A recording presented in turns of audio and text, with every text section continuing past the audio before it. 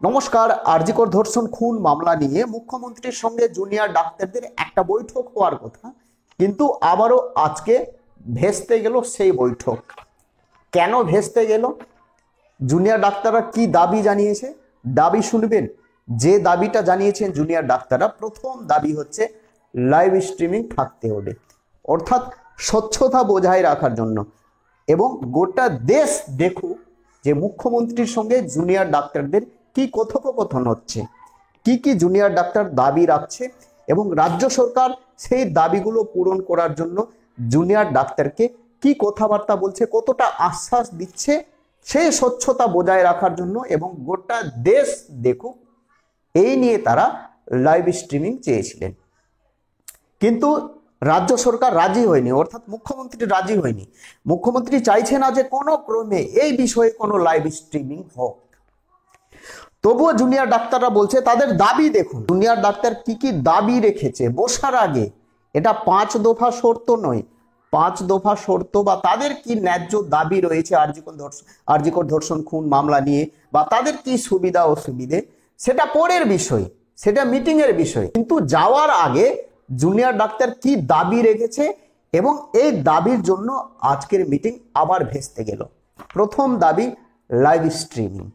যদি live streaming না করতে দেওয়া হয় বা না করতে পারে কোনো টেকনিক্যাল সমস্যার কারণে, তাহলে দুই পক্ষের ভিডিওগ্রাফার থাকবে। তবু অপশন দিয়েছে জুনিয়র ডাক্তাররা, যদি দুই পক্ষের ভিডিওগ্রাফার না থাকে, যদি ডাক্তার পক্ষের ভিডিওগ্রাফারকে অনুমতি দেওয়া না হয় সরকারের পক্ষ থেকে, তাহলে কিন্তু সরকারের পক্ষ থেকে কোনো ভিডিওগ্রাফার থাকবে, এবং মিটিং শেষে আনএডিটেড যেটা চিপ বা মেমোরি কার্ড, সেটা জুনিয়র ডাক্তারদের হাতে হস্তান্তর করতে হবে। এটা হচ্ছে লাইভ স্ট্রিমিং নিয়ে দাবি। দ্বিতীয় দাবি হচ্ছে, যদি লাইভ স্ট্রিমিং বা ভিডিও করতে কোনো সমস্যা হয় বা রাজ্য সরকার রাজি না হয়, তবুও জুনিয়র ডাক্তাররা অপশন দেখিয়েছে বা অপশন রেখেছে। কি অপশন?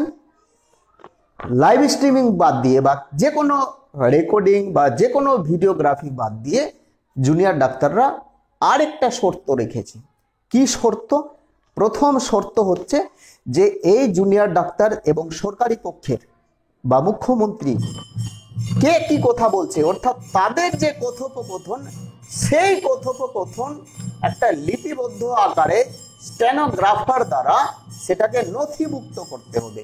অর্থাৎ কোন টাইমে কে প্রশ্ন করছে, রাজ্য সরকার কি জবাব দিচ্ছে, এবং ডাক্তার পক্ষে হয়ে কে কথা বলছে, কি প্রশ্ন করছে, কোন আধিকারিক তাদের প্রশ্নের এগেইনস্টে কি সদর্থক নিচ্ছে, অর্থাৎ কি কথাবার্তা চলছে বা কার প্রশ্নের কে আনসার দিচ্ছে, সমস্ত বিষয় যদি ভিডিওগ্রাফি করতে দেওয়া না হয়, তাহলে কিন্তু এই সমস্ত কথোপকথন, সমস্ত তথ্য বা সমস্ত তথ্য লেখ্য আকারে স্টেনোগ্রাফার দ্বারা নথিভুক্ত করতে হবে, এবং মিটিং শেষে সেখানে দুই পক্ষের আধিকারিকদের সই থাকবে। জুনিয়র ডাক্তারদের নেতা নেত্রীদের, অর্থাৎ তাদের মধ্যে যে লিডিং করছে তাদের সই থাকবে, প্রত্যেকটা জুনিয়র ডাক্তারদের সই থাকবে, এবং আরেক পক্ষের সই থাকবে, অর্থাৎ সরকার পক্ষের সই থাকবে, মুখ্যমন্ত্রীর সই থাকবে, কোনো আধিকারিকের সই থাকবে, এবং এই মিটিং কতক্ষণ হয়েছে সেই বিষয়গুলো স্টেনোগ্রাফার দ্বারা উল্লেখ করতে হবে, এবং মিটিং শেষে সেই কপি দুই পক্ষকে দেওয়ার জন্য দাবি জানিয়েছে জুনিয়র ডাক্তাররা। অর্থাৎ সমস্ত তথ্য লেখ্য আকারে, স্টেনোগ্রাফার দিয়ে লেখ্য আকারে একটা পেপার রেডি করতে হবে, একটা ফাইল রেডি করতে হবে, যে ফাইল দুই পক্ষকে দিতে হবে, অর্থাৎ ডাক্তার পক্ষ এবং সরকার পক্ষ বা মুখ্যমন্ত্রীকে। এইটা হচ্ছে দ্বিতীয় দাবি। এবং তৃতীয় দাবি হচ্ছে, এই যে এত বড় সমস্যা, এই সমস্যার সমাধানের জন্য বা তাদের যে 5 দফা দাবি, এই দাবির যে শর্তগুলো, এই বিষয়ে মিটিং কেন কালীঘাটে হবে?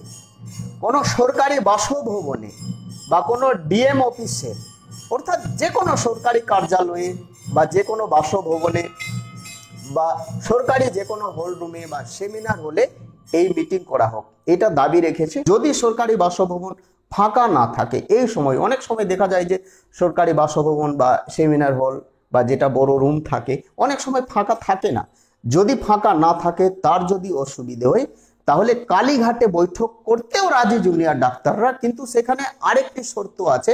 তাহলে সরকার পক্ষকে লিখতে হবে যে এই জুনিয়র ডাক্তাররা যে এখানে বসেছে সেটা সেখানে সরকারি আলোচনা হয়েছে এবং সেটাকে নথিভুক্ত করতে হবে, রেজিস্টার্ড করতে হবে।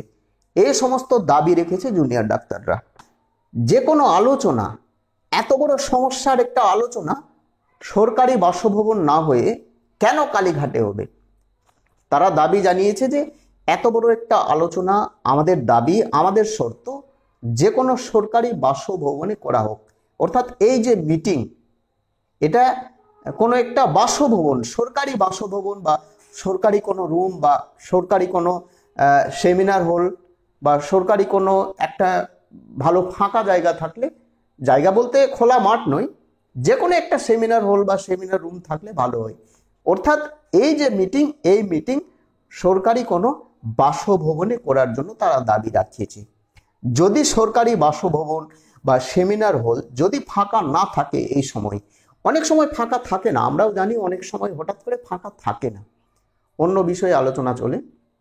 তো যদি ফাঁকা না থাকে এবং মিটিংটা যদি কালীঘাটেই করতে হয়, তাহলে সেখানে উল্লেখ করতে হবে। কি উল্লেখ? যেটা ডাক্তাররা লিখেছে, মেলে লেখা রয়েছে যে কালীঘাট প্রশাসনিক কাজে ব্যবহৃত হয়েছে। অর্থাৎ মমতা ব্যানার্জির যে বাসভবন কালীঘাট, সেটা সরকারি কাজের জন্য ব্যবহৃত হয়েছে, সেটা উল্লেখ করতে হবে, লেখ্য আকারে উল্লেখ করতে হবে। এইটা হচ্ছে জুনিয়র ডাক্তারদের মূল দাবি, অর্থাৎ মিটিংয়ে যাওয়ার আগে মূল দাবি। তাদের যে 5 দফা শর্ত রয়েছে, তারা কি চাইছে না চাইছে সেটা অন্য বিষয়, কিন্তু মিটিংয়ে যাওয়ার আগে, অর্থাৎ আলোচনা করার আগে জুনিয়র ডাক্তাররা মুখ্যমন্ত্রী তথা সরকার পক্ষকে জানিয়ে দিয়েছে যে আমাদের এই 3টে দাবি, এই 3টে দাবি না থাকলে আমরা কিন্তু আর মিটিং করছি না। যেটা আমরা এই মুহূর্তে জানতে পারলাম যে সরকার রাজি হচ্ছে না। এই যে 3টে দাবি, মুখ্য 3টে দাবি, আরো কয়েকটা দাবি রয়েছে, সেটা আমি আপনাদের সামনে তুলে ধরছি না, সেটা গৌণ দাবি। দুই পক্ষ রাজি হয়েছে। এই 3টে দাবি, এই 3টে শর্ত যদি পূরণ না হয়, তাহলে কিন্তু জুনিয়র ডাক্তাররা আজকের মিটিংয়ে যাবে না, যেটা এই মুহূর্তে আমরা জানতে পারলাম। পরে কোনো আপডেট আসলে আমি জানিয়ে দেব। কিন্তু আরেকটা গুরুত্বপূর্ণ খবর, আপনারা প্রত্যেকেই জানেন, এই আর.জি. কর ধর্ষণ খুন মামলা নিয়ে টালা থানার যে ওসি অভিজিৎ মণ্ডল, তৎকালীন ওসি অভিজিৎ মণ্ডলকে গ্রেপ্তার করেছে সিবিআই, ইনভেস্টিগেটর অফিসার, সিবিআই যারা তদন্ত করছে। এবং গ্রেপ্তারের পর অনেক তথ্য সিবিআই পেয়েছে। কার নির্দেশে এত ঘন্টা পর বা এত দেরিতে এফআইআর, কার নির্দেশে, এবং সমস্ত ক্রাইম অফ সিন, সমস্ত তথ্য কার নির্দেশে লোপাট করা হয়েছে। এবং বিনীত গোয়েলের সঙ্গে তার কি কথোপকথন হয়েছে, তার ফোন চেক করা হয়েছে, তার ডিভাইস, মেমোরি কার্ড, সমস্ত কিছু সিবিআই কিন্তু কেড়ে নিয়েছে।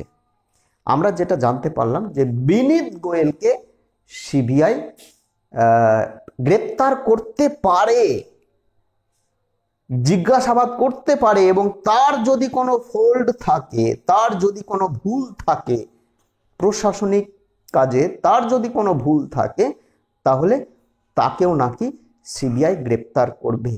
শুধু তাকে নয়, স্বাস্থ্য দপ্তরের উচ্চতম আধিকারিক, তাদেরকেও জিজ্ঞাসাবাদ করবে সিবিআই। স্বাস্থ্য দপ্তর তথা পুলিশ মন্ত্রী হচ্ছে আমাদের রাজ্যের মুখ্যমন্ত্রী মমতা ব্যানার্জি। কিছু বলার থাকলে কমেন্ট করে জানাবেন। তো ভালো থাকবেন, সুস্থ থাকবেন।